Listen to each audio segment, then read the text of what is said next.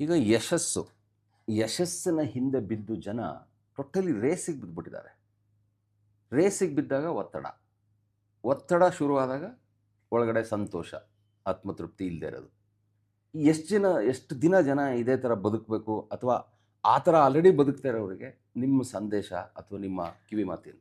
ನೋಡಿ, ಯಶಸ್ಸು ಏನನ್ನೋ ಸಾಧಿಸಬೇಕು ಅನ್ನೋದು ಏನಿದೆ, ನೀವು ಆಧ್ಯಾತ್ಮಿಕ ದೃಷ್ಟಿಯಿಂದ ಕೇಳಿದ್ರೆ ಯಾವ ಗುರಿಯೂ ಇಲ್ಲ, ಏನೂ ಇಲ್ಲ ಅನ್ನೋದೇ ಬಂದ್ಬಿಡ್ತದೆ ಕೊನೆಗೂ ಆಗ ನೋಡಿದ್ರೆ. ಆದರೆ ನೀವು ಸಹಜವಾಗಿ ನೀವು ಬೇರೆಯವ್ರ ಜನರನ್ನು ನೋಡಿದ್ರೆ ಏನೋ ಒಂದು ಒಂದು ಬೇಕು, ಬದುಕಲಿಕ್ಕೆ ಒಂದು ಗುರಿ ಬೇಕು. ಪ್ರತಿನಿತ್ಯ ನಾನು ಎದ್ದೇಳಬೇಕಾದ್ರೆ ಏನೂ ಕೆಲಸ ಇಲ್ಲದೆ ಎದ್ದೇಳಕ್ಕಾಗಲ್ಲ. 8 ಗಂಟೆಗೂ ಎದ್ದೇಳ್ತಾನೆ, 10 ಗಂಟೆಗೂ ಹೇಳ್ತಾನೆ, ಇಡೀ ದಿನವೂ ನಿದ್ದೆ ಮಾಡ್ತಾನೆ.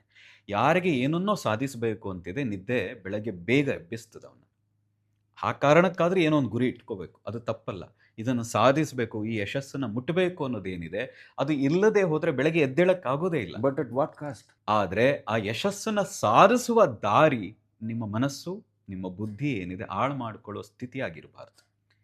ಯಾರ ಜೊತೆ ಪೈಪೋಟಿ ಮಾಡ್ತೀರಿ, ನಿಮ್ಮದೇ ಜೊತೆ ಪೈಪೋಟಿ ಮಾಡಿ. ಇವತ್ತು ಏನು ಬದುಕಿದ್ದೆ, ನಾಳೆ ಇದಕ್ಕಿಂತ ಉತ್ತಮವಾಗಿ ನಾನು ಬದುಕಬೇಕು. ಇವತ್ತೇನು ಸಾಧಿಸಿದ್ದೆ, ಇದಕ್ಕಿಂತ ಹೆಚ್ಚು ಚೆನ್ನಾಗಿ ಒಳ್ಳೆಯ ರೂಪದಲ್ಲಿ ಅದನ್ನು ಸಾಧಿಸಬೇಕು ಅಂತ ಇರಬೇಕು ಬಿಟ್ಟು, ನೀವು ಇನ್ನೊಬ್ಬರನ್ನ ನೋಡಿ ನೀವೇನಾದರೂ ಸಾಧಿಸಕ್ಕೆ ಹೋದರೆ, ಇನ್ನೊಬ್ಬರು ಮಾಡಿದ ಹಾಗೆ ನಾನು ಬದುಕಬೇಕು ಅಂತ ಹೋದರೆ, ಆಗ ನೀವು ಒತ್ತಡಕ್ಕೆ ಸಿಗಾಕೊಳ್ತೀರಿ. ಆಗ ನಿಮ್ಮ ಮನಃಶಾಂತಿಯನ್ನು ಕಳ್ಕೊಳ್ತೀರಿ. ಅಲ್ಟಿಮೇಟ್ ಏನು, ಎಲ್ಲವನ್ನು ಸಾಧಿಸಿದ ಮೇಲೆ ನಮ್ಗೆ ಸಿಗಬೇಕಾದದ್ದೇನೋ ಅತೃಪ್ತಿ.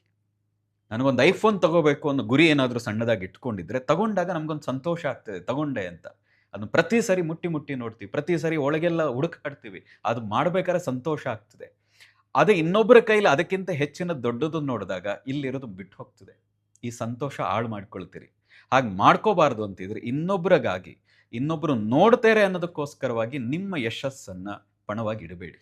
ನಿಮಗಾಗಿಡಿ, ನಿಮ್ಮ ಆತ್ಮತೃಪ್ತಿಗಾಗಿಡಿ.